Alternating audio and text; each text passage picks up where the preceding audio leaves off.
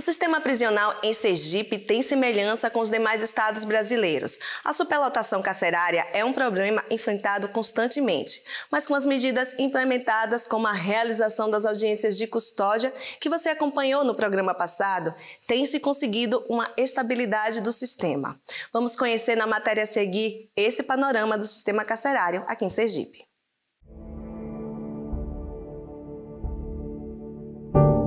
A privação de liberdade é uma exceção para o Código Penal brasileiro. Somente após sentença condenatória, em julgamento no qual foram respeitados o contraditório, a ampla defesa e o devido processo legal, homens e mulheres podem ser submetidos à reclusão, seja em regime fechado, semiaberto ou aberto. O condenado a mais de 8 anos de prisão tem o início do cumprimento da pena em regime fechado. O detento fica proibido de deixar a unidade prisional em que estiver cumprindo a pena. O condenado a pena superior a 4 anos e não superior a 8 anos de prisão, se não for reincidente, deve iniciar o cumprimento de pena no regime semiaberto, em colônia agrícola ou estabelecimento similar. Ele é autorizado a deixar a unidade penitenciária durante o dia para trabalhar, devendo retornar à noite. Um regime aberto é imposto a todo réu condenado a até 4 anos de prisão, desde que não reincidente. Nesse regime, a pena é cumprida em casa de albergado ou, na falta deste, em estabelecimento adequado, como, por exemplo, a residência do réu. O condenado é autorizado a deixar o local durante o dia, devendo retornar à noite. Pela Constituição Federal, cada pessoa que é submetida à custódia do Estado em unidades prisionais precisa receber o tratamento digno da sua condição como ser humano. O problema é que em todos os estados do Brasil, o sistema prisional convive com um cenário de excesso de presos, um panorama não diferente em Sergipe. Desde que eu assumi a vara de execuções, esse tem sido o problema mais grave, né? E que traz a reboque uma série de outros problemas, né?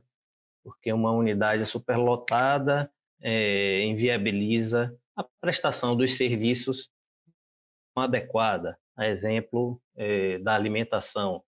Imagine que o Copecan, que é o presídio de São Cristóvão, abriga hoje cerca de 2.700 pessoas, quando foi construído para abrigar apenas 800. Imagine o preso 2.700 quando recebe a comida, em que condição essa alimentação chega até ele, né? Então, é só um exemplo de que a superlotação termina trazendo uma série de outros problemas. A assistência médica fica praticamente inviabilizada num universo desse, e num prédio foi preparado para receber muito menos da metade das pessoas que estão por lá, né? Nós dispomos hoje de 9 unidades prisionais, sendo 7 no interior do estado, compreendendo parte da Grande Aracaju, e 2 unidades prisionais na capital sergipana. Atualmente, nós temos 5.347 presos, pessoas que estão custodiadas, sendo que dessas 1.715 são presos provisórios, presos que não receberam condenação ainda. Paralelo a isso, nós temos o que nós chamamos de unidade de aplicação de tornozeleiras eletrônicas, que é uma medida cautelar diversa da reclusão, da pena, que abriga hoje, é responsável pelo monitoramento eletrônico hoje de cerca de 894 internos. Essa é a nossa realidade do sistema prisional na atualidade. Mas esse é um cenário que vem sendo enfrentado pelo Poder Executivo, que conta com a parceria importante do Poder Judiciário. Hoje a nossa capacidade seria em torno de 3.000. O restante é um número de excesso de presos, e nós sabemos que essa não é uma realidade apenas do estado de Sergipe. Nós vivemos no Brasil um problema que é a superpopulação carcerária, a superlotação carcerária, que impacta diretamente no funcionamento das unidades prisionais. Sergipe não foge dessa realidade, em que PESE vem aplicando diversas medidas que estabilizaram o crescimento do aumento do número de internos e que vem desde a inauguração de unidades prisionais, o aumento da aplicação das tornozeleiras eletrônicas, inclusive junto com o próprio Poder Judiciário, que trouxeram a estabilidade para que impedisse o aumento crescente que vinha acontecendo nos últimos anos no sistema prisional. Quanto ao semiaberto em Sergipe, desde 2013 a unidade prisional que servia foi interditada pela Justiça e, apesar de uma nova unidade ter sido construída, ainda não foi possível atender aos presos nesse regime. A ausência de estabelecimento para regime semiaberto no estado de Sergipe decorreu, inclusive, do trabalho de inspeção, né?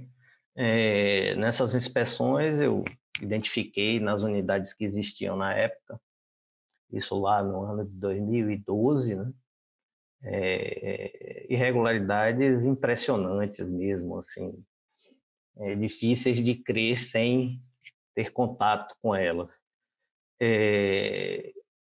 E por conta dessa deficiência estrutural da unidade, da superlotação das unidades, eu terminei interditando as 2 unidades que existiam para semiaberto, porque elas realmente não tinham condição, inclusive sanitária, de funcionar, né? Então, eu interditei essas unidades em 2013 e de lá para cá o Estado não providenciou a construção de uma unidade. Nos últimos 2 anos, uma unidade foi erguida, né, para ser destinada ao regime semiaberto, mas do que eu apurei até agora, essa unidade inclusive está sendo usada como triagem, né, como porta de entrada no sistema prisional por conta da pandemia, né? Então, foi no âmbito do GMF que houve a deliberação da urgência e necessidade de contratação para a agilidade nesse processo, demonstrando que a falta do semiaberto trazia uma séria consequência para a segurança pública no Estado.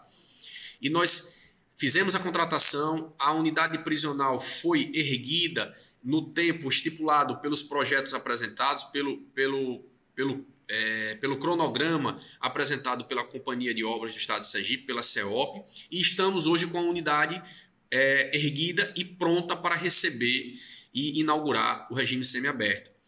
Aí vocês poderiam me perguntar, mas e por que não faz? Estava marcada a inauguração para o início do ano passado, quando nós fomos surpreendidos por essa pandemia que assolou não só o Estado de Sergipe, não só o Brasil, como o mundo inteiro.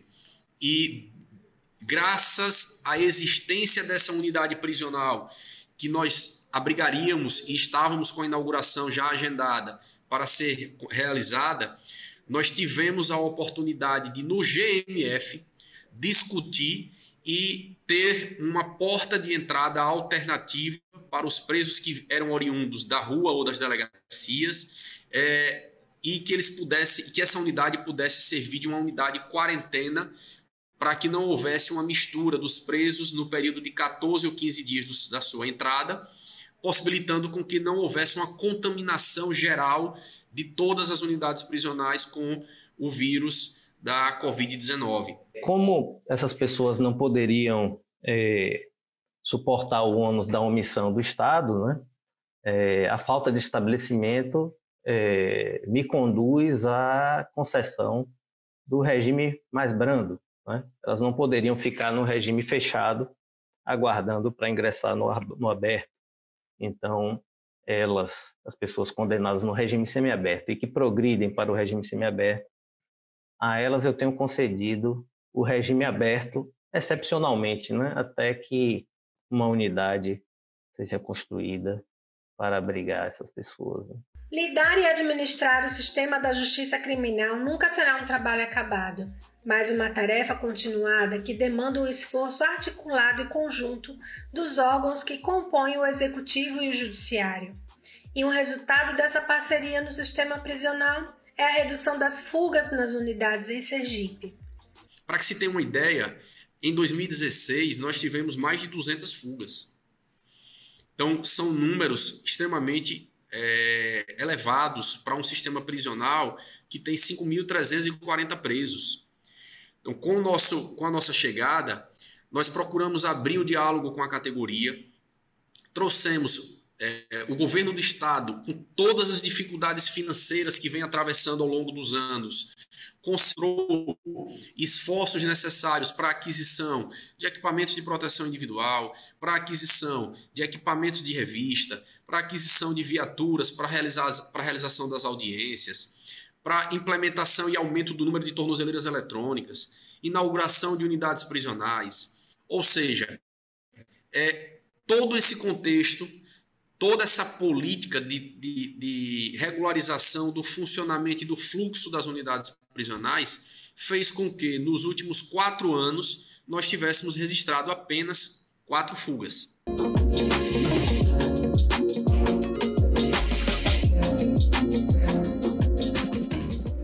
Esta segunda edição do Sergipe Justiça Especial sobre a Justiça Criminal fica por aqui. Na próxima semana, nós falaremos sobre as ações voltadas para a ressocialização dentro do sistema prisional e a reintegração de egressos na sociedade. Eu aguardo você. Até lá!